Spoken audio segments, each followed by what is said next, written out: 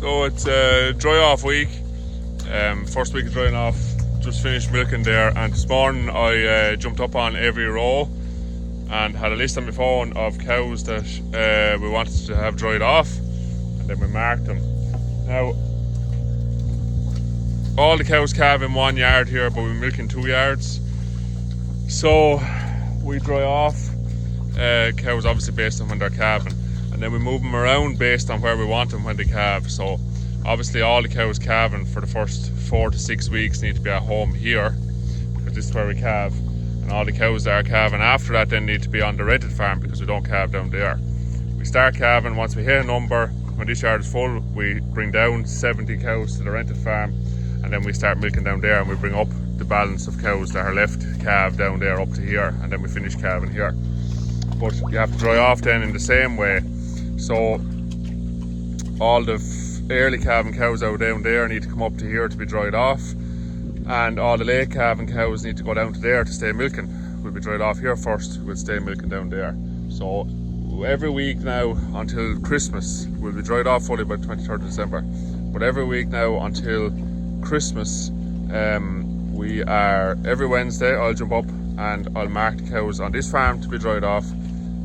Paul will mark them on the rented farm to be dried off, and what we do then is we draw down the cows, we draw up the cows out of the second farm to here then today that are to be dried off now, and we draw down the late calvers that I pick out here that need to go to the second farm, and then on Friday then we separate out the ones to be dried off, and they go up on the straw, and on Fridays then we dry them off. So that's roughly a plan every week. So every Wednesday morning I'll jump up, mark them here for dry off and for movement to the second farm, and Paul will mark them for dry off and movement up to here. We'll move them and then we'll dry them here on a Friday. So look, it's complicated, but it's as least complicated as we can make it. We've done it every way over the years, and this is the one that works the best anyway for the minute. But if you do the same, if you're milking in 2 places and you're calving in 1, let me know in the comments what way you do it, but that's how it's being done here at the minute anyway. So blue X means they're either empty, so at the minute it's empties that are going down to the other farm to stay milking till Christmas, but it's blue X if they're late calving and empty and they shouldn't be here, they need to be on the second farm, and then it's green if they are to be dried off. So Paul will be marking them then to come up out of the second farm the same way. So blue goes down, green stays here, and whoever's marked down there comes up, which you can just see them there. There's greens marked out there now and blues. After our breakfast then we'll come back. We'll take the blues out first because it's only 5 this week to go down and 5 to come up here. We'll take the 5 out and put them in the crush, and then we'll separate out the greens and out here and put them up on the straw, and we'll bring down the 5 blue ones from here to the second farm and draw up the 5 to come up to here and put them on the straw as well, and there'll be 24 then being dried off in total. We have 12 dried off so far, so we'll only have 36 dried off by the end of this week, and next week is December. So like I said last week, it's the most amount of cows we've been milking this time of the year ever. I'm just making sure this scraper finishes because someone stopped it earlier, and this one is following me every step of the way, aren't you? Look, as I move, she moves. We're going to a new house today.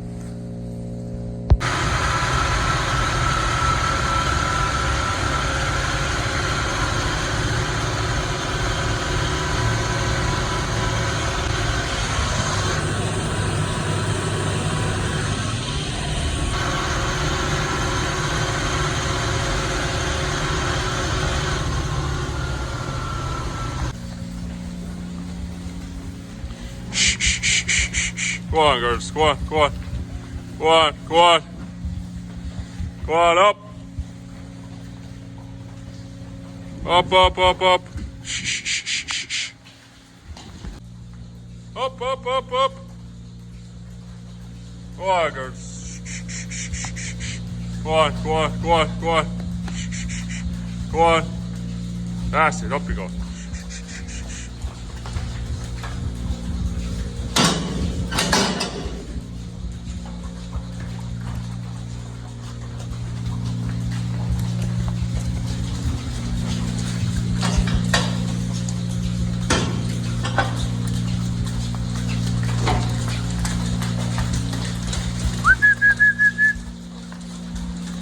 Up, go on, girls.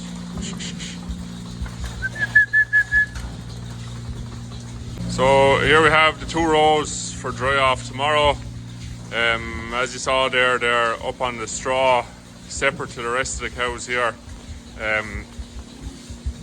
They're on once a day milk today, so they weren't milked yesterday evening. They're milked this morning, they won't be milked this evening, and they'll be dried off tomorrow morning. They got no nuts in the parlour this morning either, and they're on restricted silage diet as well. So, and we'll keep them hungry for a few days afterwards. Keep an eye on their udders, keep them on the straw, clean bed, and keep an eye on their udders. And when we're happy that they have started to properly dry themselves off, well then we'll start feeding them the right amount of silage again. Some udders are full enough, and then more, looks like how they are nearly dried themselves anyway. But in general they're pretty full, so they'll need a bit of time to dry off now once they get tubes tomorrow. I think I said it yesterday, but everything is getting dry cow and sealer here this batch.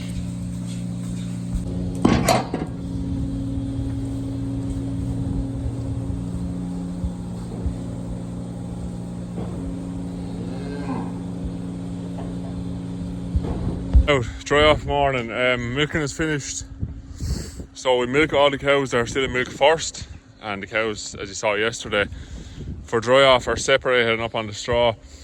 I'll set up the parlour now for dry off, bring in the tubes and gloves and tissue and stuff, and then go home and get breakfast, and then after breakfast we'll come back and we'll milk those rows and dry them off. So 1 row at a time, they in the row, milk it, dry off the whole row, let it out, do the next one. It's best to put in tubes and stuff in them straight after milking because their T hens are open, so that's what works best here.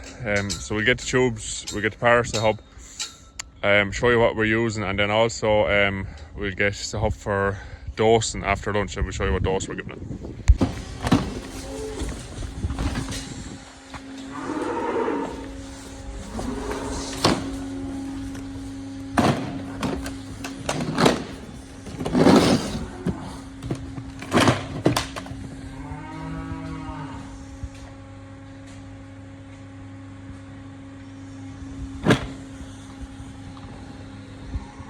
There you go, Ubro red tubes, that's the antibiotic, and Sure Seal, just cheap sealer. Not a massive fan of Sure Seal, if I'm honest. I find it doesn't stay in the cows very well as the dry period goes on. It's okay while they're being dried off, but I don't find too many with Sure Seal left in them are hard to get out of them in the spring. Look, that's what they had, we'll go with it, I've used it before. The Ubro red then is simple enough. Nothing too fancy about the antibiotic in it. This is based on a milk test, so we took samples from random cows on this farm and on the second farm, and then the 2 bull tanks were tested as well, cultured to see what bacteria is present. So Strep uberus was the bacteria that was present, and it had very little resistance to anything, which is great because historically we do have resistance here, especially to penicillin. So that ruled out an awful lot of tubes actually up until this year. So this is the 6th dry off season, 19, 20, 7th, Jesus Christ, 7th dry off season. As the first year we've been able to use a penicillin based dry cow tube, which is great. We have always been using Keprevin up until now because it was really the only one that worked. So either the strain of bacteria that was resistant has left the farm or isn't present here this year, or it has forgotten its resistance. So just if there's any vets watching this, because I talked to my own vet and he was going to look into it more and ask the labs, you know, why would resistant bacteria just disappear 1 year randomly? But if anyone is a vet watching this, let me know in the comments, could that happen if you didn't use the antibiotic that was shown not to work either in treating cows for mastitis all year or in dry off season? Would it forget its resistance? But anyway, look, good news for us. We've got a much wider range of tubes we can use, which is good from our point of view for resistance too, because we need to give Keprevin a break. Now, if that was the only one that worked, we wouldn't be able to give it a break, but we can give it a break now and go back to a more harmless tube, we'd say. Just no selective dry cow being done here. We did our animal health cell check consult with the vet on that. Talked about different things on the farm, like Johne's disease and replacement numbers and that sort of thing, housing for the winter, and just came to the conclusion that it was best to stick with blanket dry cow for the minute, once we tested the milk and knew what we were targeting with our antibiotics. So that's why we were doing that. For a new roll of tissue, very important. New box of gloves, very important. Milking sleeves and an apron as well, so we won't just wear a bib and brace. So clean milking sleeves, clean gloves, clean apron. We wash the gloves off between cows with teeth spray, and then we change it every half row, change the gloves every half row. Red tubes come with actually very good wipes for wiping the teeth in comparison to what the others send you, but they're not good enough. And I know we're not doing selective dry cow, but we'd like to treat it like we are in terms of cleanliness. So we soak those cotton pads in surgical spirits, methylated spirits, and they're the best. The clusters come off the cow and the cows are clean, obviously, because the cluster's been on them, and then we'll wipe them and clean the teeth end with a cotton pad surgical spirits. We'll put in the antibiotic tube, we'll wipe it again with another cotton pad with surgical spirits on, and then we'll seal them. And then before they go back to the shed, they'll have a clean bed of straw up there, and they will be teeth sprayed, and that's as good as we can do it. Look, probably don't need to be that particular when you're using antibiotic tubes, but just it's good practice, and that's what we do. I hear it's raining out there now, and the builders are supposed to be here to lay blocks in the house today, but maybe that won't happen now. Anyway, we'll focus on dry off. There's our stack of tubes. A lot of tubes to go into cows, so by the time we get dried off, I'll be fairly glad it's over. Got this box from Shore Seal,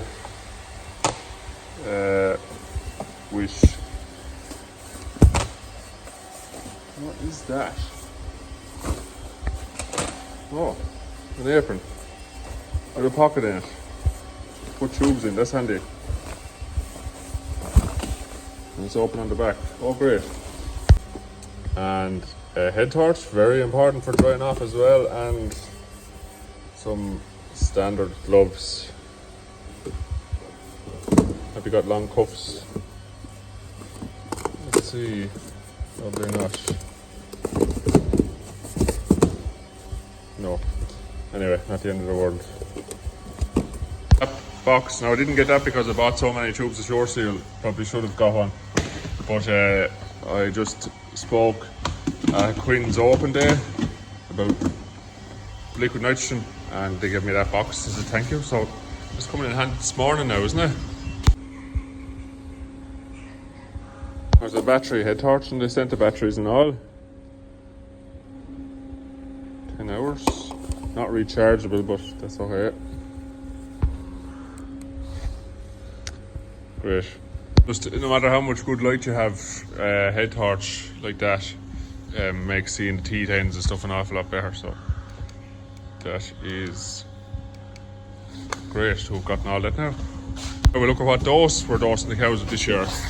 We dosed as soon as they're being dried off with for fluke and worms. So fluke, drench, we do it separately, so we do them orally for fluke and we inject them for worms. So the injection we use is Ivermectin Classic, probably the best ivermectin injection you can get. It's expensive, but it's definitely the best. The Classic then means it doesn't do fluke. The Super then does do fluke. We have to use the Classic here for the following reason. So from the days of being sheep farm here, we have a fluke resistance problem to triclobendazole. So that's the active ingredient in Endofluke. And we got into trouble here when we first started milking cows. We dosed cows for fluke. They showed up the following summer with crazy high fluke egg count in dung. So we realised then that there was a resistance problem to triclobendazole here, and we had to move to oxyclosanide active ingredient instead, which is in Ruminil. So Ruminil is the only fluke drench that we can use now for the minute, and that's what we'll go with. So they go through they'll be dried off this morning, and then after lunch then they'll run through the crush. They'll be injected for worms, and Ivermec kind of does a bit for lice. They usually have to be done for lice when they start calving again, but it'll do them for worms, and then the Ruminil will do them for adult liver fluke and some tapeworm as well. So we're well covered for the dry period. And then we also mark them according to calving date, because we end up having to put dry cows all over the place. Cows in this yard, there's dry cows in 4 different yards during the dry period, so they all have to come back to here for calving. So we colour code them then based on their calving date. So the first 3 weeks in February we'll all get green tape. 21st of February to Paddy's Day we'll get yellow, and then we usually go blue tape then from Paddy's Day till probably the middle of April, and then it's red for any late calvers, so that's the middle of April to the 1st of May. So that's how we batch them. So it's greens now, first batches of animals will all get green tape. And for dosing then we have a Prima going. Look, it's okay. None of these dosing guns are really any good, to be honest. You get a couple of years out of them, and then they just, that's it, a couple of years dosing and you're done with them. And for injecting them we use this and our lower needles. So better than the automatic needle or syringe, because sometimes they don't fill correctly if you're not keeping an eye on them. The Ivermec is thick stuff as well, but this is handier than a reusable syringe and you won't break it. So that's our dosing setup.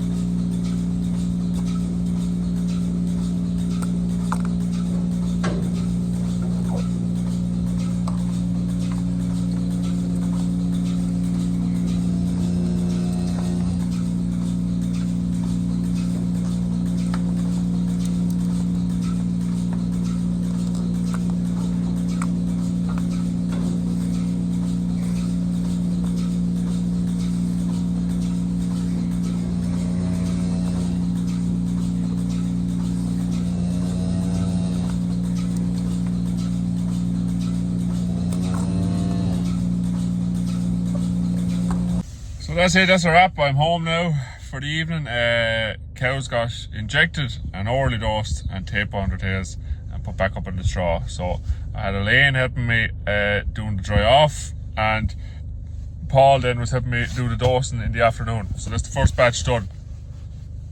That is pretty much going to be the run of things every week between now and the day before Christmas Eve. So they'll be picked out on Tuesday and batched, and then Thursday then they'll be separated, and Friday then they'll be dried off and dosed. So that'll be the That'll be the story.